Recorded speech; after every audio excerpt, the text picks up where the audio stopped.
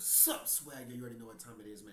It's your boy KLR, aka KL Swag. Back here with a video, man. Look, man, we about to react to the Dallas Cowboys are in big trouble. Shout out to Microphone, man. Look, man, I'm gonna tell you guys that I am so happy, bro, that we hit 13K subscribers, man. We're gonna hit that 20K real soon. You guys, make sure you guys like the video, man. Turn on post notifications. If y'all, again with the shorts, I'm going crazy on the shorts, doing the finger down stuff, man. You know, you guys, comment, man. Let me know if you guys relate to, the finger down stuff and what I've been doing on there and stuff like that. But follow me on IG, KswaggReacts, all socials, and let's get into it. Ooh, yeah. I am accountable for our results. The lens we use to view and evaluate Coach McCarthy is holistic. Jones says he still believes that McCarthy can get the job done in spite of Sunday's stunning loss to the Green Bay Packers. Throughout the offseason, we've made plenty of content on how the Dallas Cowboys are collectively screwed. And typically when we discuss why they're collectively screwed, it has a lot to do with the fact that they still haven't paid CeeDee Lamb, Micah Parsons, or Dak Prescott, and they're... They didn't pay none of these? That is crazy. They didn't pay none of these niggas? Oh, that's crazy. Sucks to be a Cowboys fan right now. Just letting the market inflate more and more. But now we have a completely new angle on this entire situation, as their head coach is getting annoyed with Jerry Jones. So we have a lot to discuss, man. Before we get to the content, we're giving away multiple copies of College Football 25 on my Instagram page and my Twitter page. Links to those giveaways are... Unfortunately, you guys, I would not be able to get a PS5. Things happen and stuff like that. But, I will find a way, or whatever like that, to be playing NCAA. I would try to get the 3-day access early, and I was streaming you guys. So yeah, y'all just stay tuned for that, man. I got y'all. They're in the description down below, and now that we got all that out of the way,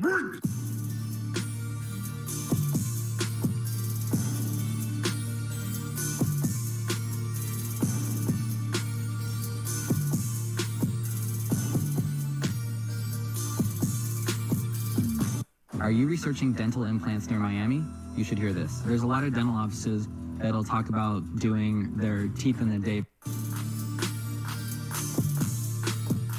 Mic check 1 2 1. How the hell that nigga hit me with an ad that damn quick? That's crazy. 1 2. What's going on, everybody? The Dallas Cowboys are in a load of trouble. We've discussed this multiple times throughout the offseason, primarily because they have 3 players at the top of their positions that are due for contract extensions. And for some reason, the Cowboys like to do this thing where they're the last person to pay their players. I mean, I don't know why they think this is a good idea. The salary cap is just blowing up more and more. Owners are discussing the fact that maybe quarterbacks should have a separate salary cap. But in this particular instance, the Cowboys could have extended Dak Prescott a year ago if they really wanted to. And it seemed like they didn't really have much of a choice but to extend Dak Prescott, considering the fact that his contract is backloaded and it'll collectively screw over the Cowboys whether he stays on the team or decides to move on. In our last video, we highlighted that the only crazy thing that the Cowboys might be trying to aim for is drafting Shedeur Sanders. But the thing is, I understand Dak. That's crazy if that happened. That's crazy. But at the same time, it actually could happen. I'm not going to lie to you, bro. It could happen. Dak Prescott is very easy to dislike because he's the starting quarterback of the Dallas Cowboys. But if you take a look at him statistically, he is one of the better quarterbacks in the NFL. I mean, the man completed nearly 70% of his passes last year, threw for over 4,500 passing yards, 36 touchdowns, and 9 interceptions. Believe it or not, he was runner-up for NFL MVP last year. So chances are he's going to be commanding a huge contract extension very, very soon. And unfortunately, the Cowboys decided to wait as... I see 250 million, 260, maybe 270 million dollars, or whatever like that. I see it. I definitely see it. Long as they possibly could, to the point where they let Trevor Lawrence's contract beat out Dak Prescott. They let Jared Goff's contract beat out Dak Prescott. Dak isn't going to accept the same amount of money as Jared Goff. So if Jared Goff got 212 million and what's his name, Trevor Lawrence got 275 million. Dak Prescott gonna want 280. Dak Prescott definitely gonna want 280. Yeah. 280. He definitely gonna want 280 and some guaranteed shit too. At this point, no, he has a very legitimate claim to completely resetting the quarterback market. CeeDee Lamb has a very legitimate claim to reset the wide receiver market. And Micah Parsons is just going to want to get paid $35 million a year annually. And through it all, there's just been one common denominator for the Dallas Cowboys and their boneheaded decision making. It's none other than Jerry Jones, the same person that decided to make Ezekiel Elliott the second highest paid running back in NFL history. And this isn't anything new for Dallas Cowboy fans. I mean, we've been fed up with Jerry Jones's Jerryisms all throughout the entire lifespan of our fandom. I mean, just this past year, he claimed that the Cowboys are all in. How do we feel about where we've been in this free agency? We feel great about what we've been in free agency.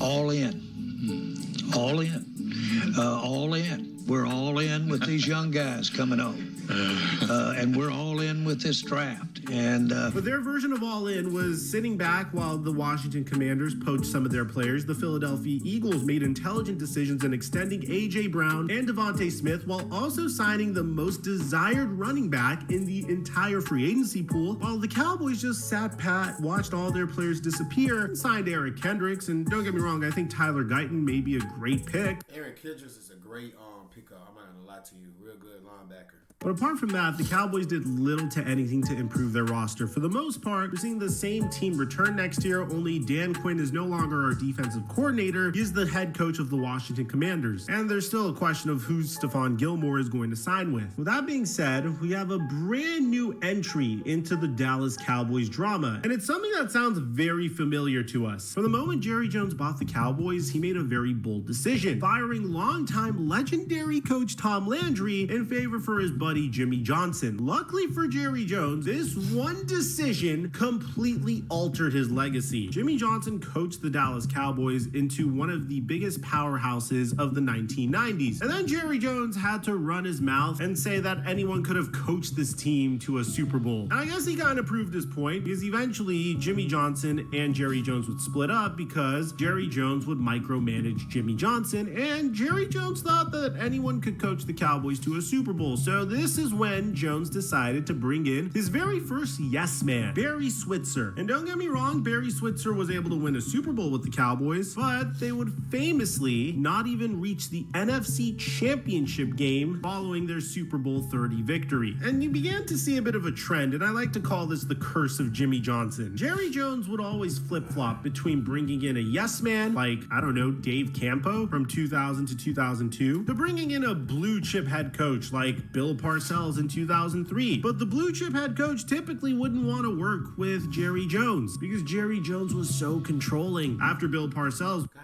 damn, your controlling ass. God damn. we'd get Wade Phillips, and Wade Phillips was solid until that one season he started out 1-6, and then we got our ultimate yes man, Jason Garrett. When Jason Garrett was fired, then Jerry Jones decided to bring in a hybrid of the yes man. Mike McCarthy didn't really have the greatest reputation when he took the Cowboys job, primarily because of the hit piece that was created on him from Bleacher Report claiming that he got massages in the middle of practices. But I have to admit, Mike McCarthy plus Dak Prescott made for some His fat ass would get down massages. He looked like he became massages. incredible football. I mean, Dak Prescott was already a prolific quarterback, but in year one with Mike McCarthy, he threw 37 touchdowns and 10 interceptions and over 4,400 passing yards. In year two, he was injured and he did have the most interceptions in the NFL and threw for 23 touchdowns. But this past year, he had his best season to date, finishing as runner-up in MVP voting. You can say what you want about Mike McCarthy. Of course, the way the Cowboys went out was so disappointing and so sad, and whenever you hear this excuse that they were just gassed and tired, we was burned out, man. Long season, throughout the season, the legs get tired. it obviously would piss off any fan, but now there's a brand new element to everything, and it's been consistent with everything we've heard about Jerry Jones up until this point. According to Tyler Dunn, it seems like Mike McCarthy's and Jerry Jones's relationship is as shaky as we all might think. Now, this is very surprising because there are rumors that the Cowboys were looking at Bill Belichick as a head coach so they can upgrade from Mike McCarthy, but the thing is, Jerry Jones... That's crazy. Bill Belichick going to coach for the Cowboys is crazy. But I like it, though. I definitely see Bill Belichick, old ass, coaching the Cowboys, man. I like it. Doesn't like paying coaches to not coach for him. So he wasn't willing to move on from Mike McCarthy just so they could bring on Bill Belichick. But Tyler Dunn mentions that multiple people high up in the Cowboys organization indicate that current players are more concerned about Jerry Jones than McCarthy, the head coach. They know Jones can undermine McCarthy at any moment. So that means you can get a talented team like they've had, but they're going to underachieve when the coaches can't influence. I want to buy your house. I can pay you cash for your house, no matter what condition it's in. If you the players the way they need to. Another personnel man says that he's doing it the best he can. Some of the people I've talked to have said that he's getting fed up with it a little bit. And finally, one executive mentions that you've hired him for a reason. You believed in what their philosophy was. Let him execute the philosophy. If it doesn't work, then you move on from him. But when you're meddling and you're not telling the personnel people who to draft and who to sign, but you're also influencing what plays are called and things like that, it's just going to hurt what's going on. 2024 is a huge year for the Cowboys. I've said it multiple times on this channel, I'm not going to be surprised if the Cowboys don't even make it to the wild card this year. And I wouldn't be surprised if they point the blame finger at Dak Prescott and Mike McCarthy. And I wouldn't be surprised if they moved on from Dak Prescott and Mike McCarthy. But the thing that's frustrating about all of this is there's not real. Dak is going to get all the blame. He's the quarterback. He's not going to trip about the offense. Dak is going to get all the blame. The only reason why I'm going to tell you guys this, bro, because I know football, and I'm not going to lie. I played quarterback, for flag football. And like I said, flag football, tackle football, it's all the same in a way, to be honest, you guys. And when I was playing flag football, bro, and playing quarterback, bro, I was getting a lot of hate. Everybody was saying that it's my fault. It's my fault. I did this. And it's not the defense's fault, bro. At the end of the day, you guys, it's all a team sport. So, yes, it might be Dak faults or whatever like that, but bro, it's the whole team, bro. It's the defense, the corners, the wide receivers, it's the linemen, it's everyone, the running back, bro. It's the whole team, bro. But the quarterback does have the big say so. So, everybody blames it on Dak, and then, the quarterback will put it on themselves too and be like, yeah, it was my fault. So, yeah, man, it's like that. Really a good contingency plan in place. If you let Dak Prescott hit free agency, you backloaded his contract so much, you're still going to incur a significant dead cap hit once he's gone. Which means even if you did get the #1 overall pick and you want to take Shedeur Sanders, you're putting Shedeur Sanders at a very bad position because he's going to have a significantly weaker team around him because you're so cap strapped from backloading Dak's contract. So the only choice you really had up until this point is extending Dak, and I don't think it's a bad choice at all. But you keep waiting too long, and these millions are adding up. I mean, if you extended him in March, you could have possibly matched Justin Herbert's contract and paid him $52 million a year annually. And yeah, it does sting for a little bit, but at least you're not going to have to pony up $60 million a year annually. And the same could have been said about CeeDee Lamb. If you paid him in March, you could have probably got away with paying him like $31 million a year annually. But now Justin Jefferson got paid $35 million a year annually, so maybe the Cowboys have to match that or pay CD $34 a year annually. It's just a lot of the decisions. CD definitely got to get 34, 30, maybe he might get 36.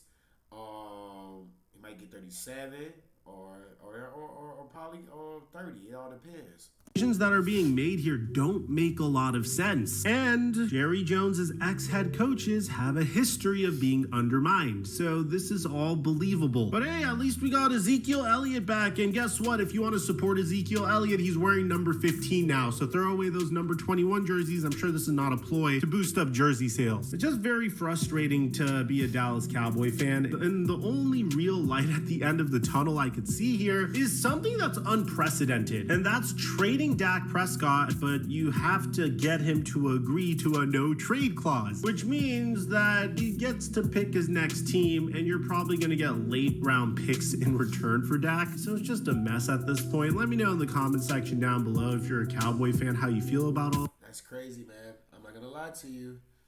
It sounds bad, but I feel like they're gonna pay Dak. They're gonna pay his ass. Jerry Jones' old ass gonna do what he have to do to try to win.